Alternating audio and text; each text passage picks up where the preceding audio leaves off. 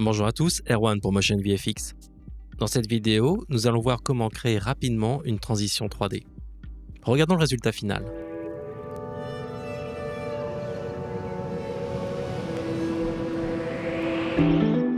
De retour dans Final Cut Pro avec le plan 4K, je vais avoir besoin d'extraire le mouvement de la caméra et d'analyser la profondeur du plan.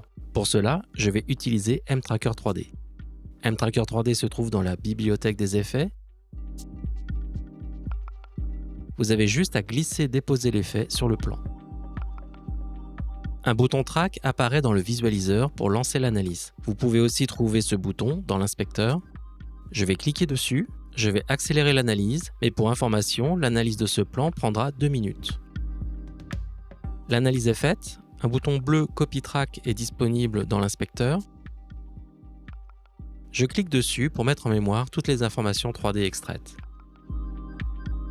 Je vais avoir besoin d'ajouter mon second plan. Pour cela, je ne peux pas utiliser le plan directement. Je vais utiliser un titre dédié.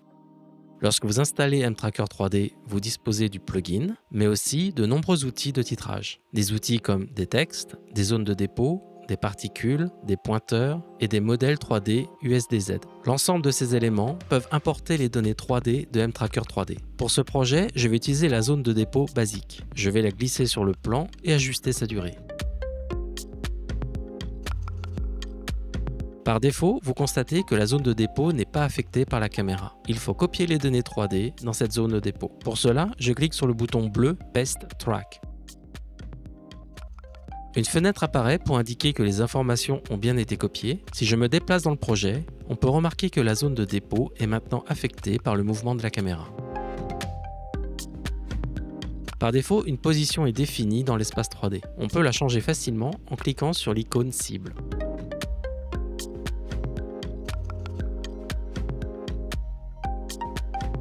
Si vous voulez cacher les indices en bas du visualiseur, il suffit de désactiver le paramètre Show Hints.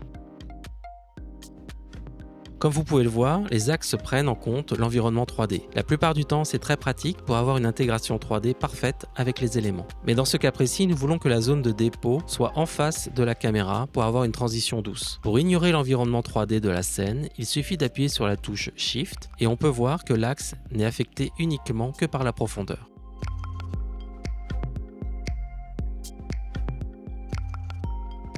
Plaçons l'axe ici et vérifions si le track est bon.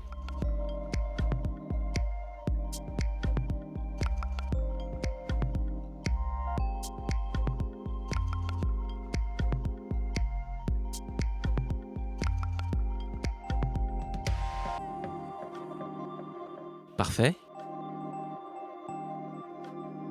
À un certain point, la caméra traverse la zone de dépôt. Dans l'inspecteur, on a accès à de nombreux paramètres pour la position, la rotation et l'échelle. Mais aussi à divers paramètres pour le rendu de la zone de dépôt, comme le mode de fusion, le bruit, le flou et la colorisation. Premièrement, je vais réduire la taille.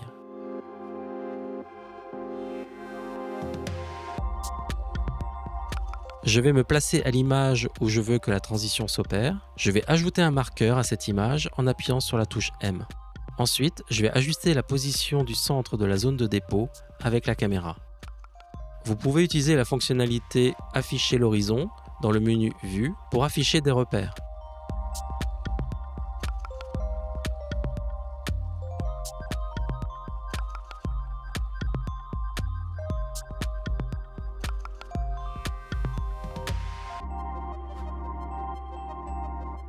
Je vais légèrement ajuster la rotation. Voyons le résultat.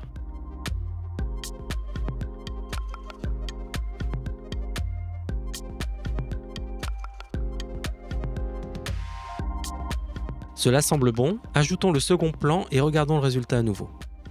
Dans l'inspecteur, je clique sur l'icône de la zone de dépôt. Puis, je clique sur la première image du plan et valide avec le bouton Appliquer.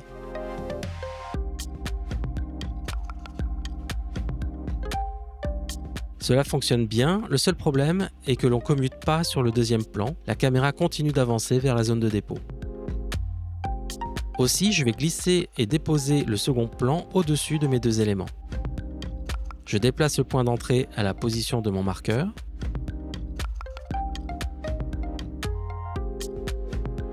Pour être sûr d'obtenir une transition douce entre les deux plans, je vais baisser l'opacité du second plan, puis je sélectionne la zone de dépôt et ajuste la position X et Y pour faire correspondre les deux plans.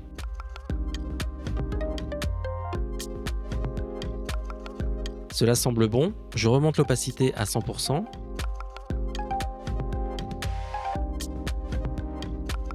Maintenant, regardons comment ajuster la durée de la zone de dépôt. Comme cela est un effet de titre, il n'est pas possible de déplacer le point d'entrée ou de sortie car cela va automatiquement ajuster l'animation.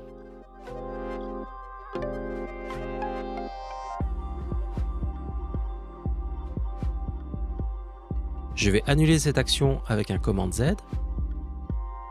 Pour pouvoir modifier les points d'entrée et de sortie, il suffit de créer un plan composé avec un clic droit. Je vais le nommer Adjusting Drop Zone.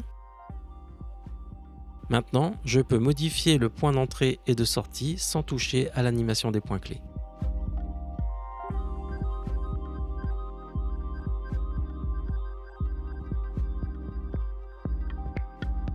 Je voudrais maintenant ajouter une transition en entrée sur la zone de dépôt. Pour cela, je vais utiliser les animations du pack M-Behavior disponible sur le site de Motion VFX.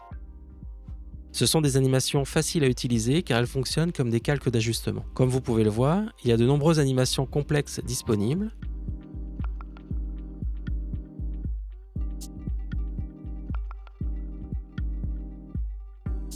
Je vais utiliser l'animation avec les bandes verticales. Comme cela fonctionne comme un calque d'ajustement, il agit sur tous les calques placés en dessous. Il faut donc limiter l'effet à la zone de dépôt. Pour cela, il suffit de sélectionner la zone de dépôt et l'animation, puis créer un plan composé avec ces deux éléments.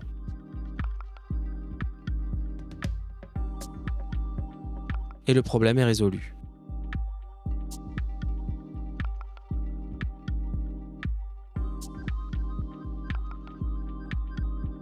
Le seul problème restant est que Final Cut Pro ne gère pas le flou de mouvement. On peut voir que les bords sont très nets. Pour imiter l'effet de flou de mouvement, je vais ouvrir le plan composé. Je vais dupliquer le calque Adjusting Drop Zone. J'applique un effet de flou de zoom sur celui du bas.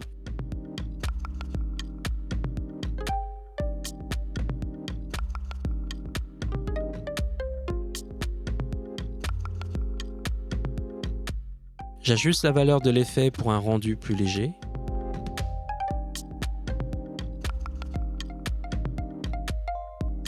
Je vais animer l'effet avec deux points clés pour ne pas avoir de flou pendant la transition.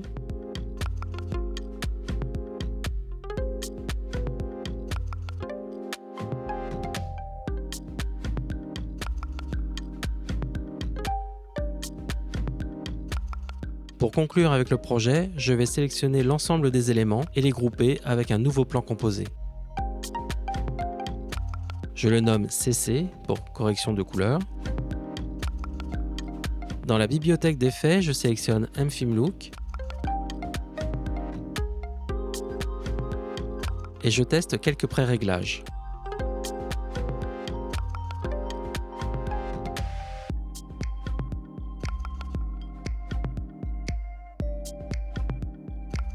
Je vais ajouter le pré-réglage BDIM. J'ajuste certains paramètres comme le grain, le flou de lentille et la LUT.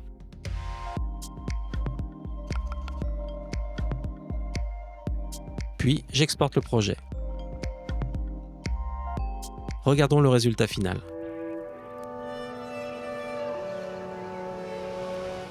Pour plus de tutoriels sur mTracker 3D, n'hésitez pas à vous abonner à la chaîne YouTube de Motion VFX. Merci pour votre attention, à très bientôt, ciao ciao, bye bye.